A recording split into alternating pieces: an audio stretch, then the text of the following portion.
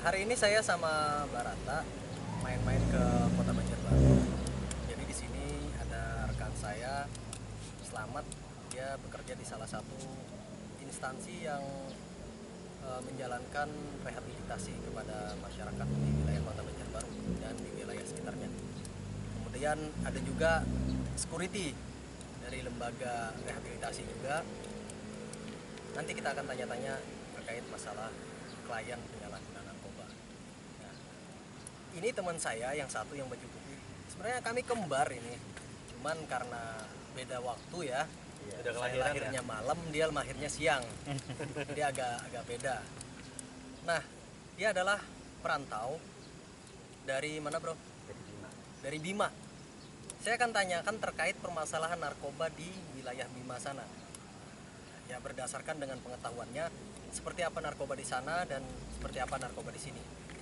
Ya, mudah-mudahan di sana maupun di sini penyalahgunaan narkobanya tidak seperti yang kita takutkan. Oke. Saya mulai dari mana nih? Harus dimulai dari mana? Ya, dari Iblo Slamet aja nih. Dari bola Rexona. Boleh deh. Oke. Sudah berapa lama bekerja di lembaga rehabilitasi? Kita nggak usah sebutkan nama instansinya ya. Ya. Oke, udah berapa lama, Bro? Awal masuk tahun 2019 sampai sekarang 1,5 tahun. 1,5 tahun. Emang nggak ada tempat kerjaan yang lain apa selain ngurusin hujang?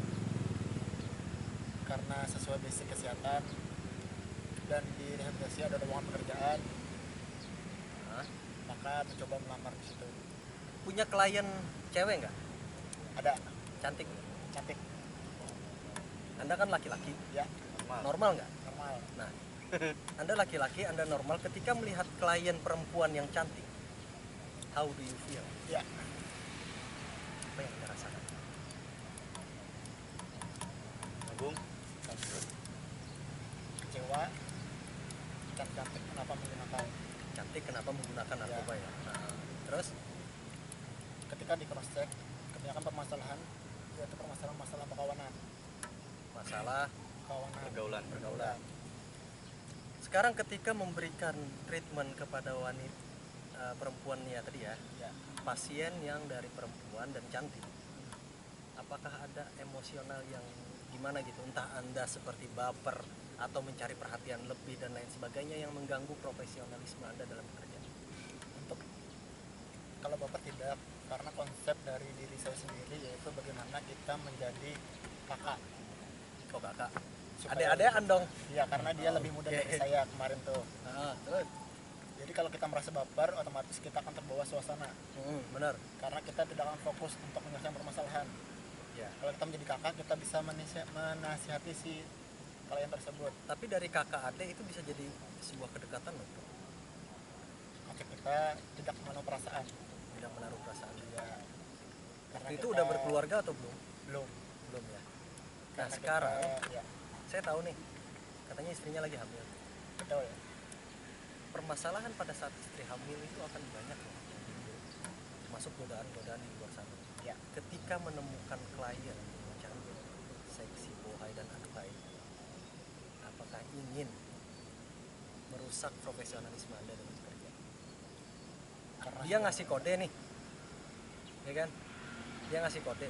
Sekarang kayak gini loh, pada saat Anda memberikan treatment kepada si klien, nah di saat itu klien mau untuk konsultasi dengan Anda, setiap permasalahan yang mau konsul, ya kan?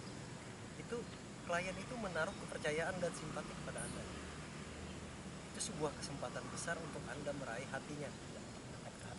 Nah, dari perhatian yang diberikan aja itu sudah bisa loh, memungkinkan loh untuk dapat Anda seorang konselor dekat dengan pasien tersebut atau klien tersebut. Apakah ada selama ini perasaan-perasaan yang tumbuh ketika Anda menghadapi pasien tersebut? Jujur, tidak ada. tidak ada. Karena kliennya nggak ada yang cantik, apa memang Karena sudah komitmen terlebih dahulu bahwa setiap klien cantik kita emang real. tiap klien cantik memang sudah punya komitmen, memang benar-benar bekerja lah ya. Ya, tujuan kita bekerja. Karena kita sudah ada pasangan, kita harus setia karena pasangan. Masalah pekerjaan ya pekerjaan.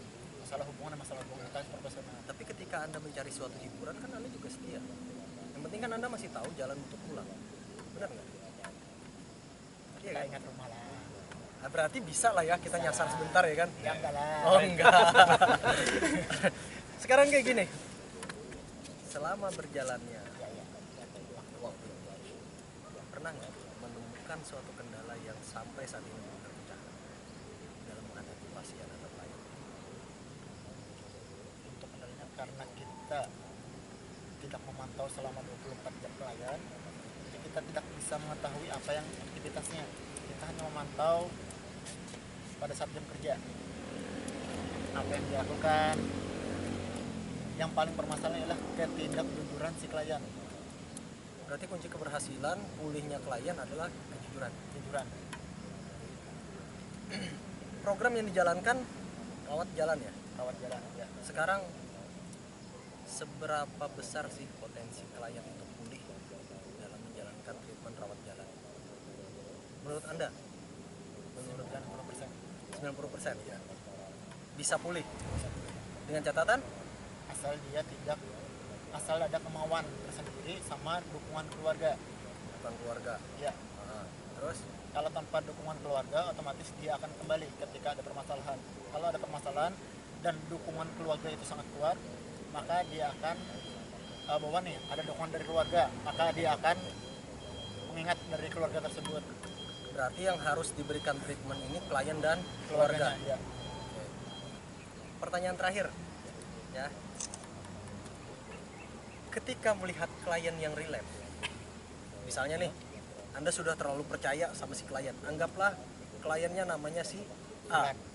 Si A ya si Fulan, si A, si B, si C dan lain sebagainya. Pokoknya A. Misalnya nih, ketika Anda sudah menaruh kepercayaan kepada si A, Anda yakin si A pulih. Anda yakin si A ini bisa mengikuti program yang Anda berikan, treatment yang Anda berikan. Setidaknya Anda mempunyai ekspektasi yang tinggi untuk kepulihan si klien. Tiba-tiba dia relapse. Apa yang Anda rasakan? Kecewa lah pasti. Kecewanya terhadap si klien apa ke diri sendiri? Diri sendiri ya, kalian ya. Karena kita sudah berusaha semampu mungkin bagaimana caranya supaya kalian tidak lepas kembali. Dan ternyata si A tersebut menggunakan kembali. Ibaratkan kita usaha sudah capek-capek, namun kita dikhianati oleh si A tersebut. Di sini kan Anda tadi memberikan statement bahwasanya Anda sudah berusaha semaksimal mungkin. Nah, ketika Anda memberikan sudah semaksimal mungkin, kenapa jadi Anda sampai kecewa terhadap diri sendiri? Karena kita merasa gagal apa yang kita lakukan terhadap klien, Tapi kan itu bukan salah Anda, salah si kliennya. tapi kita merasa Nah, perasaan yang seperti itu benar apa tidak? Menurut Anda? benar. Benar. Kenapa? Ya merasa kecewa aja bahwa kita ini merasa gagal. Sekarang Anda memberikan treatment kepada saya untuk berhenti untuk merokok. Saya mengikuti Anda. Tiba-tiba pulang ke rumah saya melihat rokok, otomatis saya pengen ngerokok dong. Ketika saya ngerokok, yang salah saya atau Anda? Si Saya kan? Ya. Otomatis, kenapa jadi Anda yang merasa sedih? Karena Harusnya kan saya yang sedih. karena usaha kita disia-siakan, usaha kita dikhianati. Saya tidak menyia-nyiakan loh sebenarnya. Saya udah berusaha untuk menjaga pemulihan saya agar tidak merokok. Tapi karena ada faktor untuk saya menggunakan rokok lagi, saya merokok. Menurut saya sih, Anda benar saja posisinya, nggak salah waktu itu Tapi adalah rasa kecewa terhadap diri sendiri. terhadap diri Apa sendiri. sih yang salah? Yang salah diri kita kah atau dia? Kan Anda tahu yang pakai dia, ya dia lah yang salah bukan Anda. Iya kan? Ada rasa kekecewaan tersendiri lah. Kekecewaan terhadap. Apakah diri sendiri kurang maksimalkah memberikan? Tapi tadi katanya Anda sudah maksimal. Gimana sih? Iya enggak? Kan Anda tadi bilang, Anda sendiri loh bro yang bilang sudah berusaha semaksimal mungkin memberikan treatment yang paling bagus. Tiba-tiba dia relapse. Kan bukan salah Anda. Walaupun kita sudah memberi semaksimal mungkin, tapi ketika dia menggunakan kembali, kita merasa ada yang kurang. Apakah kita kurangkah atau tidak? Kalau udah maksimal itu nggak ada yang kurangnya loh. Ya kan? Iya enggak? Betul. Enggak sih, canda aja. Apa sih harapan Anda? Harapan teman-teman yang sedang melakukan rawat jalan ataupun selesai rawat jalan, dia benar-benar pulih lah. Betul, pulih, produktif, sosial. Tapi kalau menurut saya sih ya, Anda sudah berusaha semaksimal mungkin. Ketika si klien relapse atau sleep lah ya bahasanya, jangan sampai Anda merasa kecewa terhadap diri sendiri. Karena ketika Anda merasa kecewa terhadap diri sendiri, Anda bakalan kehilangan semangat. Ketika Anda kehilangan semangat, siapa lagi yang memikirkan penerus-penerus yang tersesat? Saya tidak mengatakan bahwasanya ini penerus-penerus yang salah jalan loh ya, tersesat. Dan kalau Anda kehilangan semangat, siapa lagi yang bakalan merangkul mereka? Oke, kita pertahankan bro, semangat. Siap. Mudah-mudahan ini semua menjadi amal ibadah bagi kita semua. Amin. Amin. Amin. Amin. Saya tertarik dengan Haris dari Hima. Dari Bima. Pernah coba narkoba? Sebelumnya belum pernah. Belum pernah. Pengen coba nggak? Enggak. Kenapa? Enak loh katanya. Ya nanti bisa lah coba-coba. Katanya sih enak ya kan. Makanya sampai banyak loh orang yang bolak-balik karena permasalahan narkoba.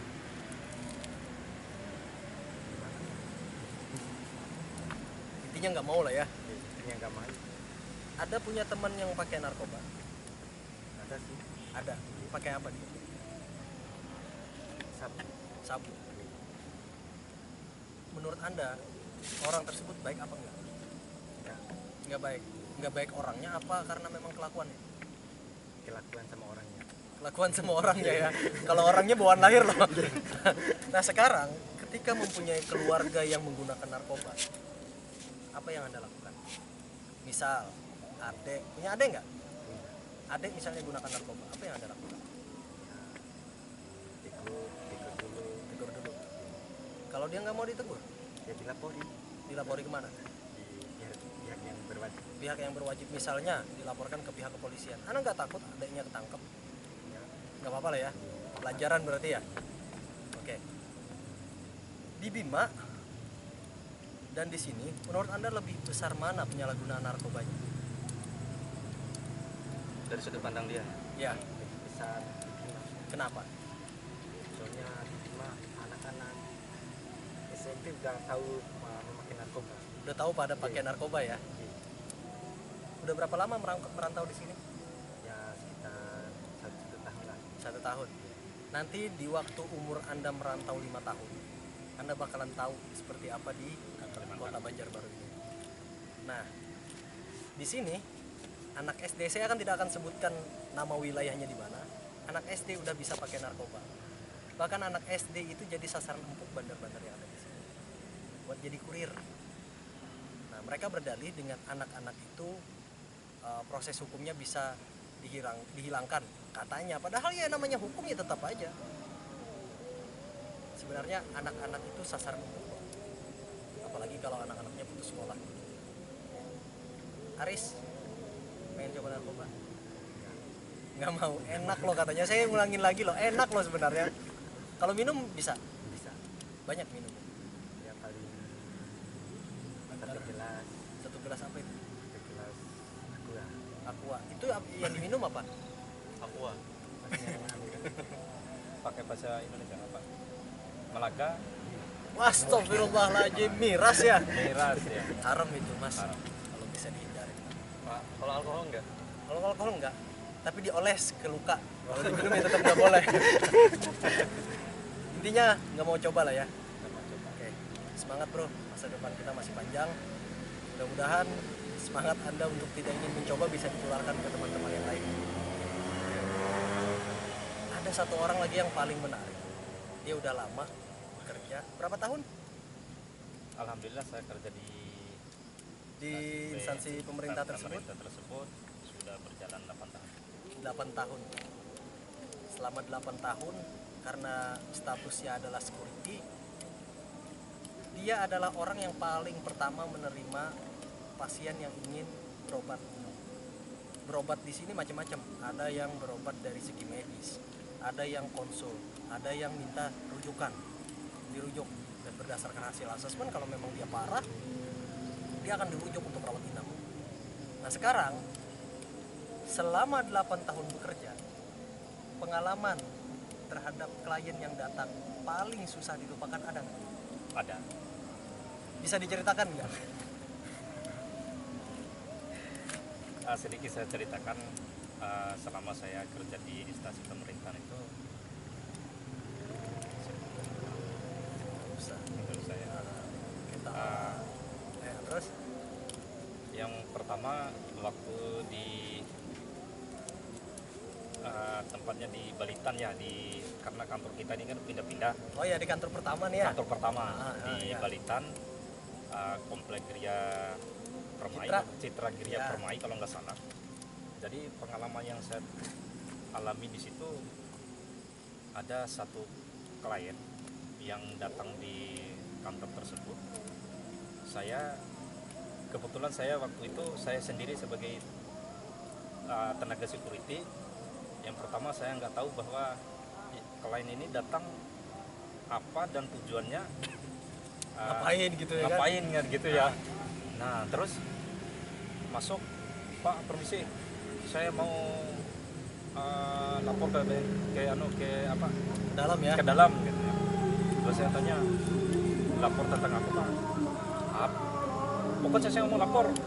Yang mohon dijelaskan kepada kami, karena kami kan artinya apa yang disampaikan oleh klien itu yang saya sampaikan juga di dalamnya. Saya bilang, ternyata klien tersebut marah-marah pada saat itu karena dia itu nggak mau menceritakan dan Permasalahan apa? permasalahannya apa, ingin menutupi gitu. Nah akhirnya saya coba konsultasi sama orang di dalam, ternyata orang di dalam tuh diizinkan untuk masuk ya. Jadi masalahnya apa di dalam yang petugasnya yang menanganinya gitu. Ada perasaan jengkel nggak? Yang jelas sih ada cuma jengkel ada. Nah, ketika Anda melihat seorang pecandu, yang Anda rasakan marah apa kasihan? Jujur, Kasihan juga, kasihan sih, lebih banyak marah apa kasihannya? kasihan. Kasihan. Kenapa? Karena kan saya terus saja kan nggak pernah mengalami hal-hal yang seperti itu kan. Hanya kasihan itu kok orangnya pada saat itu umurnya di bawah umur Pak, Di bawah umur di ya? bawah umur lah. Kok seumur kayak gini sudah pernah mencoba itu dengan memakai narkoba itu. Jadi banyak rasa kasihan aja gitu. Kalau seandainya orangnya sudah berumur, dewasa, anggaplah misalnya dia mempunyai anak dan istri. Kalau itu sih rasa kasihan sih ada, cuma sedikit karena dia kan sudah dewasa, pola pikirannya. Kenapa Anda harus kasihan? Ya kasihan sih, kadang memikirkan kenapa anak orang ini tidak memikirkan anak istrinya Nah, gitu itu kan loh. tanggung jawabnya dia yang harusnya memikirkan anak istrinya. Ngapain Anda yang kasihan? Benar juga sih, cuma ya itu. Iya kan? Iya. Ini anak istri orang loh. Ngapain Anda kasihan? Pengen mengayomi istrinya. Oh, kalau gitu saya sih setuju ya kan. Cuman istri Anda apa setuju apa enggak gitu. Iya. Jadi ada rasa kasihan lah ya. Ada rasa kasihan. Kalau seandainya saudara Anda yang terkena penyalahgunaan narkoba, anggaplah jadi korban, apa yang Anda lakukan? Jujur. Yang saya lakukan tentu pertama dinasehatin Adek misalnya punya adek kelas 2 SMA ya. menggunakan narkoba, uangnya minta sama orang tua, apa yang Anda lakukan? Yang saya lakukan itu tentu kan teguran misalnya kayak Kalau ditegur nggak bisa, kita cari jalan lain, coba artinya melaporkan ke instansi terkait gimana caranya keluarga atau saudara saya ini bisa tidak tergantung dalam penyalahgunaan lagi gitu. sebenarnya ada banyak pembahasan menarik yang akan kita bahas, cuman karena waktu yang tidak memungkinkan, maka akan dicukupkan sampai di sini dulu. Mungkin di lain waktu kami akan membuat video-video lainnya. Nantikan saja dan tolong berikan kami masukan biar akun ini bisa berkembang dan bermanfaat bagi